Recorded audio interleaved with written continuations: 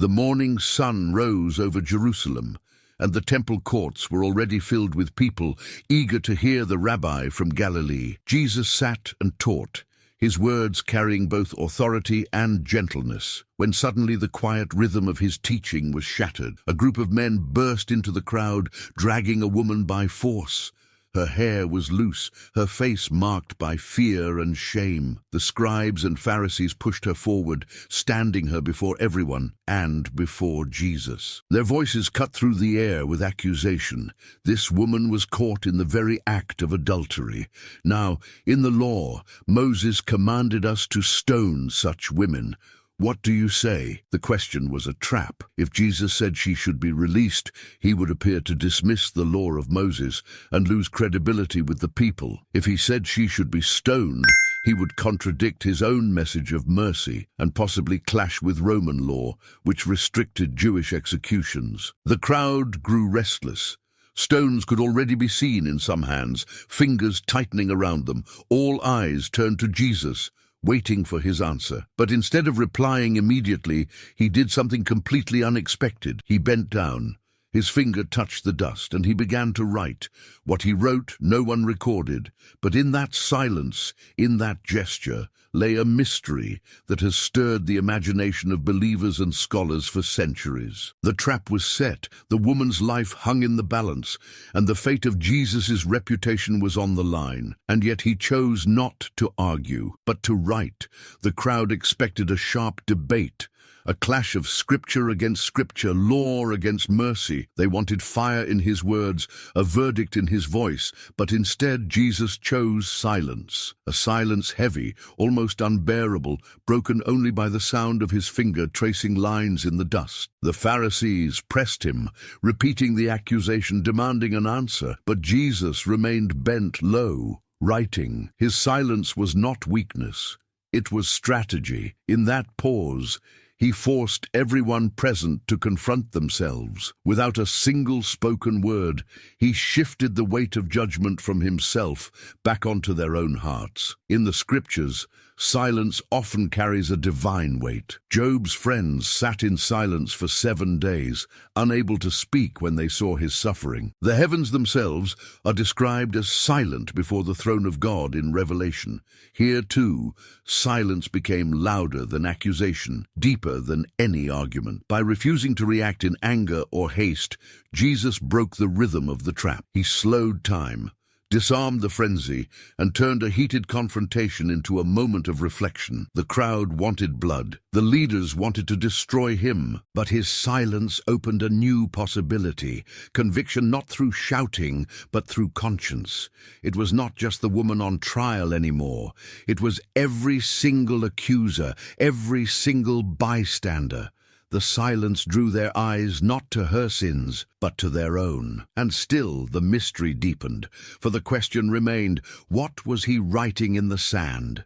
For 2,000 years this moment has fascinated scholars, theologians, and believers. The Gospel of John describes Jesus bending down, writing with his finger on the ground, but does not record a single word of what he wrote. The silence of the text has opened space for endless speculation. Some of the earliest church fathers believed Jesus was writing down the sins of the accusers.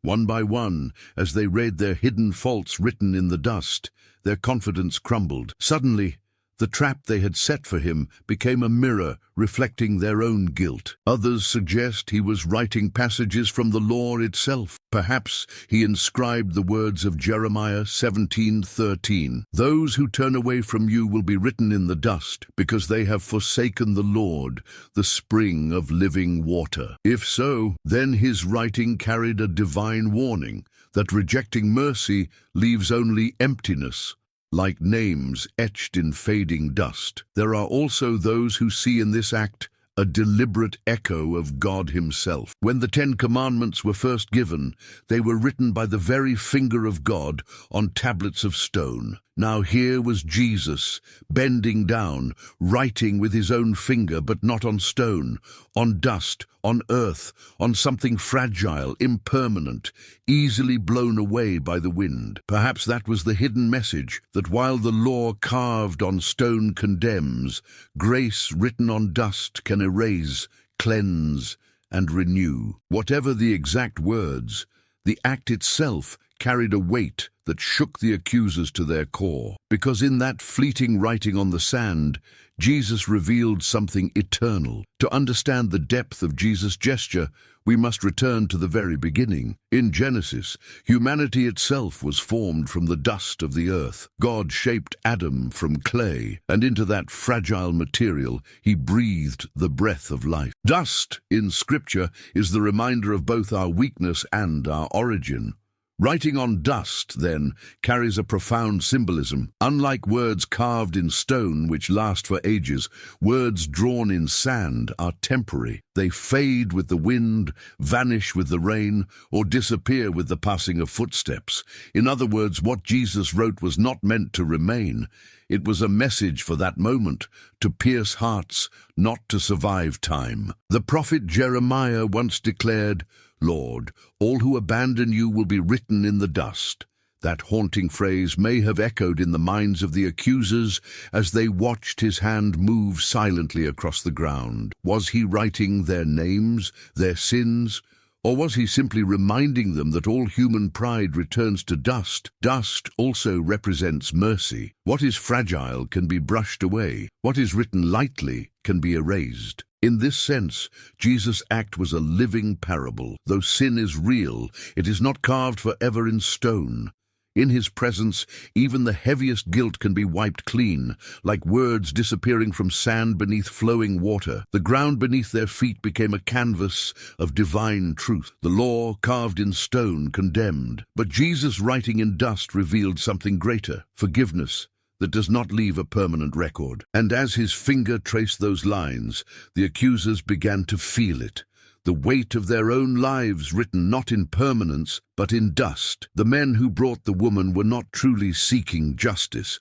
They were seeking blood, and not hers alone. Their real target was Jesus. According to the law of Moses, adultery was indeed a crime punishable by death, but the law required both the man and the woman caught in the act to face judgment together. Yet here, only the woman was dragged forward. Where was the man? His absence exposed their motives. This was not a trial of sin, but a trap of manipulation. If Jesus released her, they could accuse him of defying Moses, branding him a false teacher. If he condemned her to death, they could accuse him before the Romans, who had stripped the Jews of authority to execute. Either way, they believed he would fall, but Jesus did not answer on their terms. By stooping to write in the dust, he reframed the entire confrontation. His silence confronted their hypocrisy. His gesture questioned their hearts.